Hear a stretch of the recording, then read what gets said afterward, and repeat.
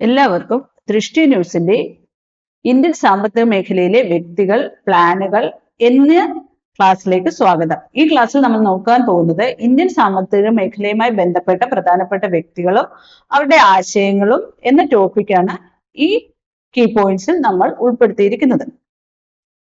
ആദ്യമായി ഇന്ത്യൻ സാമ്പത്തിക ശാസ്ത്രത്തെ കുറിച്ച് പ്രതിപാദിക്കുന്ന പ്രാചീന ഗ്രന്ഥം ഏതെന്ന് ചോദിച്ചു കഴിഞ്ഞാൽ അത് അർത്ഥശാസ്ത്രമാണ്.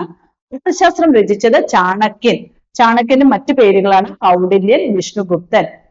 ഇന്ത്യൻ സാമ്പത്തിക ശാസ്ത്രത്തിന്റെ പിതാവ് ദാദാഭായ് നവറോജിയാണ്. ഇന്ത്യൻ സാമ്പത്തിക ശാസ്ത്രത്തിന്റെ പിതാവ്.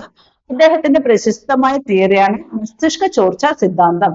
മസ്തിഷ്ക ചോർച്ചാ സിദ്ധാന്തത്തിന്റെ മറ്റു പേരുകളാണ് brain drain theory, economic drain theory, ചോർച്ചാ സിദ്ധാന്തം എന്നിങ്ങനെയൊക്കെ മസ്തിഷ്ക ചോർച്ചാ സിദ്ധാന്തം അറിയപ്പെടുന്നുണ്ട്. അതിന്റെ ഉപജ്ഞാതാവാണ് ദാദാഭായ് നവറോജി. ഇന്ത്യൻ സാമ്പത്തിക ശാസ്ത്രത്തിന്റെ പിതാവ് എന്നറിയപ്പെടുന്ന ദാദാഭായ് നവറോജിയുടെ പ്രശസ്തമായ സിദ്ധാന്തമാണ് ചോർച്ചാ സിദ്ധാന്തം അല്ലെങ്കിൽ മസ്തിഷ്ക ചോർച്ചാ സിദ്ധാന്തം.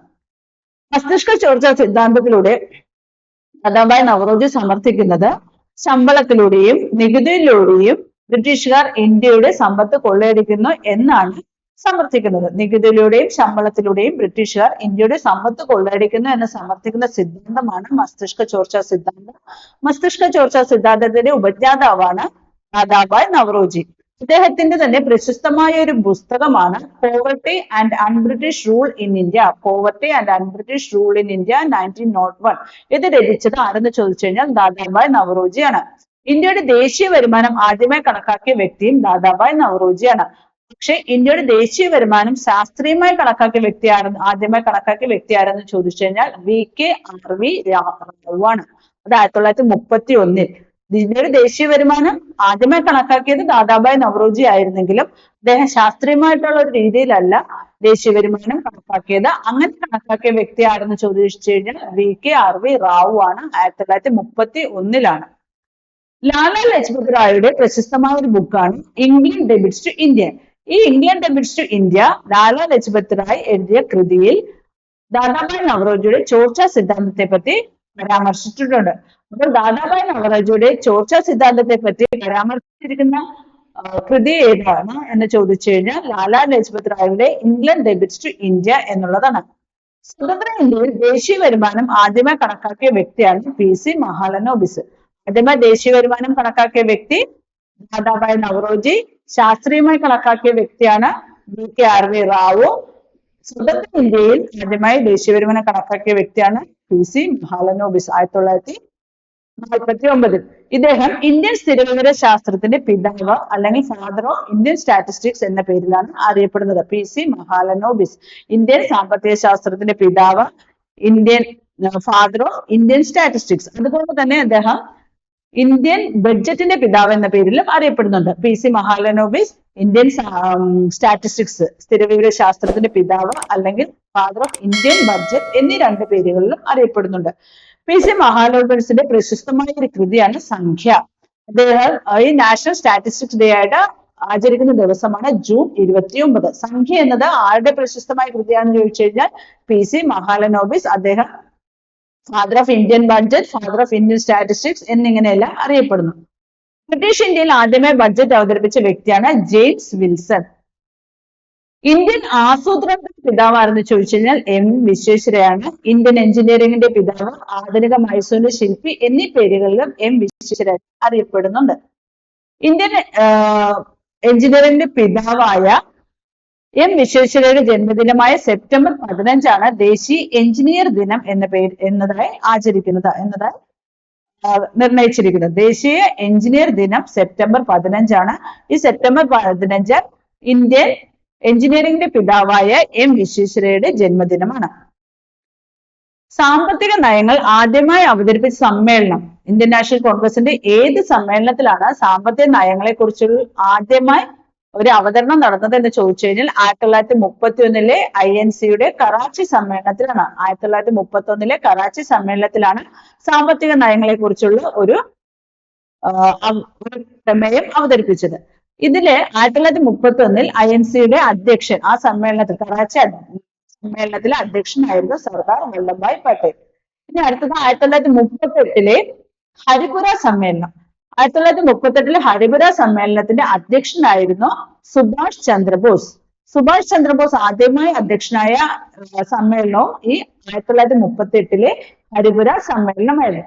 ഹരിപുര സമ്മേളനത്തിലാണ് ദേശീയ പ്ലാനിംഗ് കമ്മിറ്റി രൂപീകരിക്കുന്നതിനെ പറ്റിയുള്ള ചർച്ചകൾ നടക്കുകയും ദേശീയ പ്ലാനിംഗ് കമ്മിറ്റി അതേ തുടർന്ന് 1938 രൂപീകരിക്കുകയും ചെയ്തത്. ദേശീയ പ്ലാനിംഗ് കമ്മിറ്റി രൂപീകരിച്ചതെന്നാണ് 1938 ദേശീയ പ്ലാനിംഗ് കമ്മിറ്റി രൂപീകരിച്ചത്. ദേശീയ പ്ലാനിംഗ് കമ്മിറ്റി രൂപീകരിക്കുന്നതിന് വേണ്ടിയുള്ള മുഖ്യ പങ്കുവഹിച്ച വ്യക്തിയാണ് സുഭാഷ് ചന്ദ്രബോസ്. ദേശീയ പ്ലാനിംഗ് കമ്മിറ്റിന്റെ ആദ്യ അധ്യക്ഷനായിരുന്നു ജവഹർലാൽ നെഹ്റു. അപ്പോൾ നേതൃത്വം കൊടുത്തത് സുഭാഷ് ചന്ദ്രബോസും ദേശീയ പ്ലാനിംഗ് കമ്മിറ്റിയുടെ ആദ്യ ചെയർമാൻ ജവഹർലാൽ നെഹ്റുവുമായിരുന്നു. ഇത് രണ്ടും അങ്ങോട്ടും ഇങ്ങോട്ടും മാറിപ്പോകരുത്.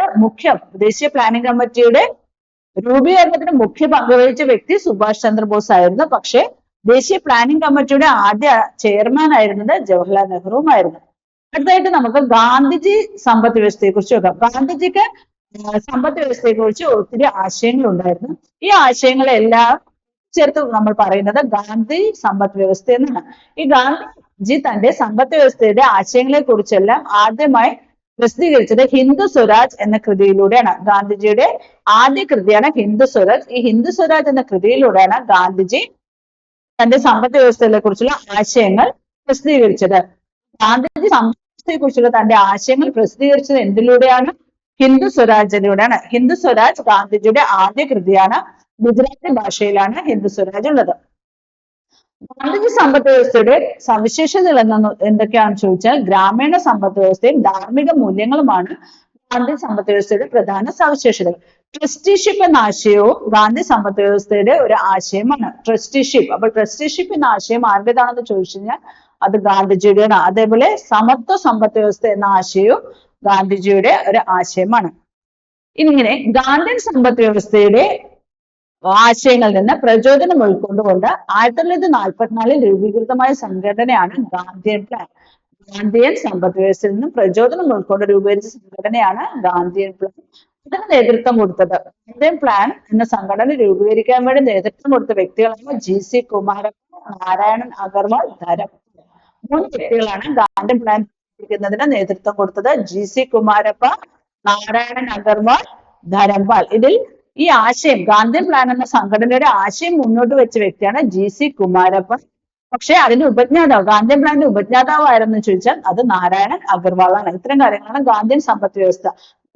ഗാന്ധിയൻ പ്ലാനിനെ പറ്റി മനസ്സിലാക്കി വെക്കേണ്ടത്. ഗാന്ധിയൻ പ്ലാൻ രൂപീകരിച്ചത് 1944 ഗാന്ധിയൻ സമ്പദ് വ്യവസ്ഥയുടെ ആശയങ്ങളിൽ നിന്ന് പ്രചോദനം ഉൾക്കൊണ്ടുകൊണ്ട് രൂപീകരിച്ച സംഘടന ഏതെന്ന് ചോദിച്ചു കഴിഞ്ഞാൽ അത് ഗാന്ധിയൻ പ്ലാൻ ആണ്.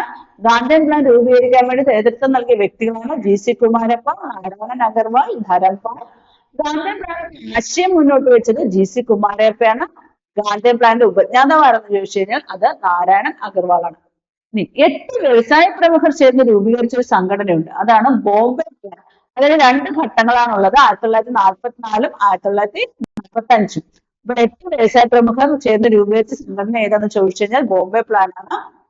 അതിന്റെ first phase 1944 second phase 1945 Bombay പ്ലാനിന്റെ നേതൃത്വം നൽകുന്നത് ബോംബെ പ്ലാന്റെ രൂപീകരണത്തിന് നേതൃത്വം നൽകിയ വ്യക്തിയാണ് അർദേശിൽ ദലാൽ. അർദേശിൽ ദലാൽ ആണ് ബോംബെ പ്ലാനിന് നേതൃത്വം നൽകിയത്. ഈ ബോംബെ പ്ലാനിൽ മലയാളി വ്യക്തി ഉണ്ടായിരുന്നു. അതാണ് ജോൺ മത്തായി. ബോംബെ പ്ലാനിൽ ഉണ്ടായിരുന്ന മലയാളം ആരെന്ന് ചോദിച്ചു കഴിഞ്ഞാൽ ജോൺ മത്തായി. സമ്പദ് വ്യവസ്ഥയുടെ വളർച്ച ഗവൺമെന്റ് ഇടപെടലിലൂടെ മാത്രമേ സാധിക്കൂ എന്ന് സമർത്ഥിച്ച പ്ലാനാണ് ബോംബെ പ്ലാൻ.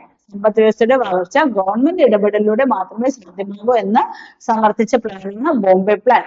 അടുത്തൊരു പ്ലാനാണ് 1945 രൂപീകൃതമായ ജനകീയ പ്ലാൻ. ഈ ജനകീയ പദ്ധതിക്ക് മറ്റൊരു പേരാണ് പീപ്പിൾസ് പ്ലാൻ അല്ലെങ്കിൽ റാഡിക്കൽ പ്ലാൻ. ഇതിന്റെ ഉപജ്ഞാതാവ് MN റോയ് ആണ്. MN റോയെ പറ്റി നമ്മൾ പഠിച്ചിട്ടുണ്ട്.